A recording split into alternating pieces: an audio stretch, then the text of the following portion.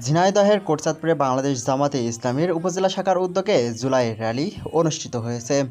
বৃহস্পতিবার বিকেলে ব্রিজঘাট মোড় থেকে একটি র্যালি বের করা হয়। র্যালিটি শহরের প্রধান প্রধান সড়ক প্রদক্ষিণ করে ব্রিজঘাট মোড়ে সংক্ষিপ্ত সমাবেশ অনুষ্ঠিত হয়। এ সময় সমাবেশে বক্তব্য দেন কোটচাঁদপুর উপজেলা জামাতে আমির মাস্টার আজিজুর রহমান। বাংলাদেশের জাতীয় প্রেক্ষাপটে একটি ঐতিহাসিক আজকের এই দিন গৌরবময় এবং অষ্টবিধর দিন।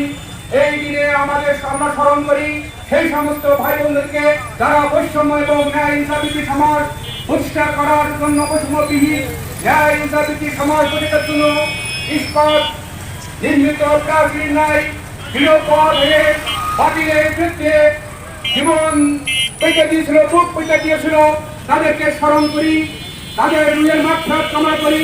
যারা আহত হয়েছিলেন তাদের পরিবার পরিজনদেরকে সমবেদনা জ্ঞাপন করি।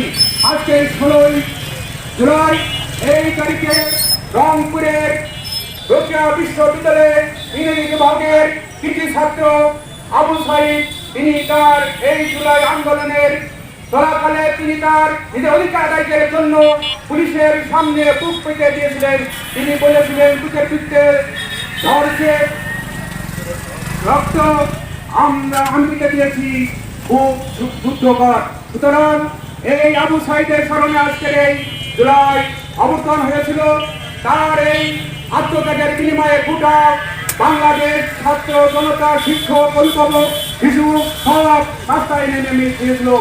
এই অবস্থায় সেই সোনা শাসক তার দিক ঠিক করতে না পেরে তার প্রশাসনকে নেমে দিয়েছিল এই জনগণের বিরুদ্ধে।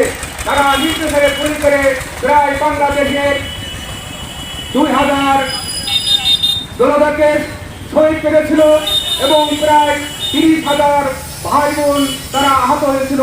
অনেকেই তার চোখ হারিয়েছে, তারা হাত হারিয়েছে, পা হারিয়েছে, কান হারিয়েছে, তারা আহত অবস্থায় বিভিন্ন হাসপাতালে চিকিৎসা আছে। সুতরাং আমি তাদের মুক্তি, তাদের আরোগ্য কামনা করছি এবং এই সরকার এই জুলাইয়ের মাধ্যমে তারা তাদের পতন হয়েছে।